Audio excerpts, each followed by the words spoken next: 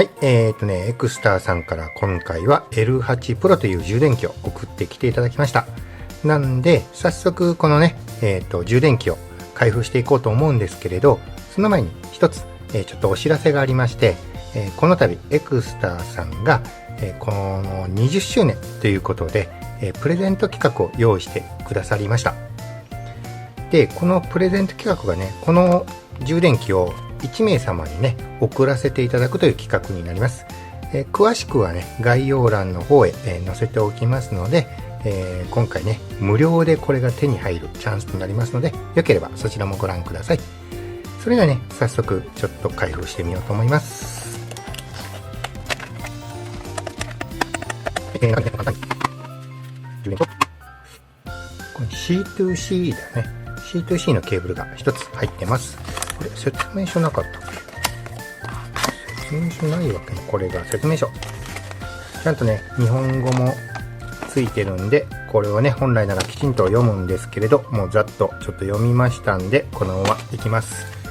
一番のね、この特徴。まずリフレッシュ機能がついてるということで、弱ってきたバッテリーをね、元にリフレッシュしてくれるという機能が備わってます。よし、こんな感じ。あ、綺麗。めっちゃ綺麗。めっちゃ綺麗に映るね。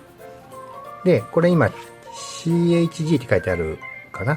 で、通常のチャージ、充電モードになると思うんですけど、ここから長押しするとディスチャージ。これね、ディスチャージでいいんだと思うんだけど、クイックリフレッシュって書いてあったね。これが過充電違うね。過放電したものを、素早く修復してくれるっていう機能ですね。で、もう一回長押しするとリフレッシュモード。放電充電繰り返してメモリー効果を消して元のバッテリー残量に戻してくれるっていうモードになります。で、このどっちもね、基本的にはニッケル水素専用のモードになるんで、ニッケル水素じゃないものを入れても効果は特にないみたいです。なんで、早速ね、ちょっと充電をしてみようと思うんですけど、ここにね、僕がよく使わせてもらってるエクスターさんのこの通常のね、これはリチウムイオンバッテリーだね。ちゃんと反応したね。も同じリチウムイオン。ごっちゃごちゃに入れても全然 OK って書いてあったんでね、もうごっちゃごちゃに入れます。だいぶ使い込んでるんでね、本来はこれはリフレッシュモードで使ってみたいところではあるんですけど、とりあえず全部ちゃんと認識するかのテストも兼ねて、ちゃんとニッケル水素の表示が出た。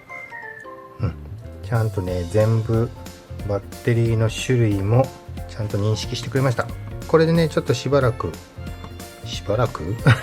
これでほっとったらね、充電も完了すると思うんで、ちょっとしばらくこのままにしておこうと思います。はい、じゃあね、充電も終わって、すべてね、DONE ダウンってね、出てるので、これで完了です。